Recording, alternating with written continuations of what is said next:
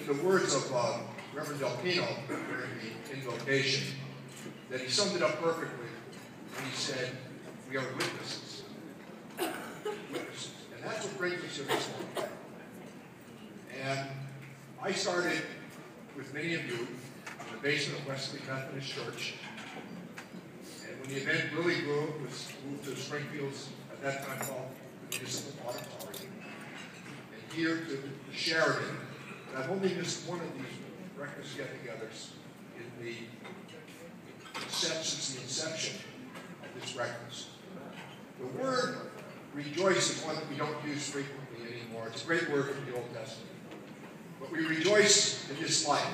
And as Reverend Del Pino noted, as a witness to history, one of the things that we might recall, because I've had a chance to sit next to John Lewis for more than 20 years on the Ways and Means Committee, we had a chance to banter back and forth.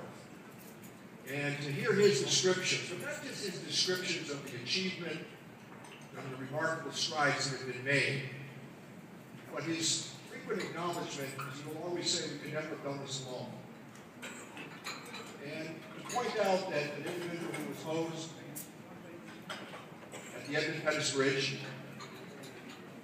to watch this life as he has proceeded with not only advancement but forgiveness, is important to all of us. And you've allowed me to represent you for all of these years, and you've allowed me to be a witness to these events.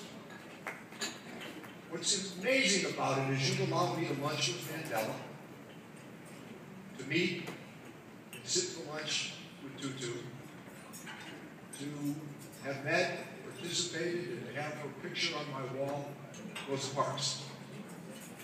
And we forget the names of those icons that changed the world. And I remember the inspiration that I drew as to the events in South Africa. In a small, but I like to think significant way. My decision simply to sell the city's stocks in South Africa, mining interests. We didn't need them. And that helped bring about the end of apartheid in South Africa. I had a chance to sit, because of your goodwill, at the Dexter Avenue Baptist Church in Alabama, where a young 26-year-old preacher named Martin Luther King began his crusade. He participated with John Lewis in these pilgrimages, which I would recommend to all of you, if you haven't done it, but to visit that site, which is a National Historic Site, where Rosa Parks got on the bus that day. We forget because the press celebrates the achievement of what she did that day. We forget how carefully orchestrated that moment was. And you think that it was the wisdom of King and Thurgood Marshall who said, this has to be done correctly. Many people come to think that she just got on the bus that day. That had been carefully laid out. That had been carefully determined. She was the perfect witness because of her exemplary life.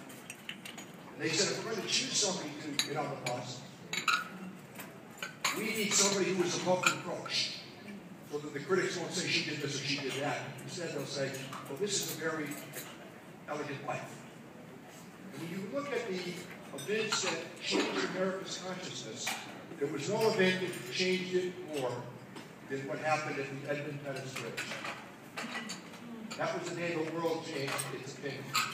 So I'm going back tomorrow to participate in that inaugural, to give witness to the achievements that have been made.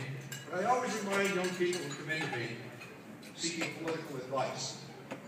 I always say to them, just remember, when you reach your potential, it doesn't stop. When you reach your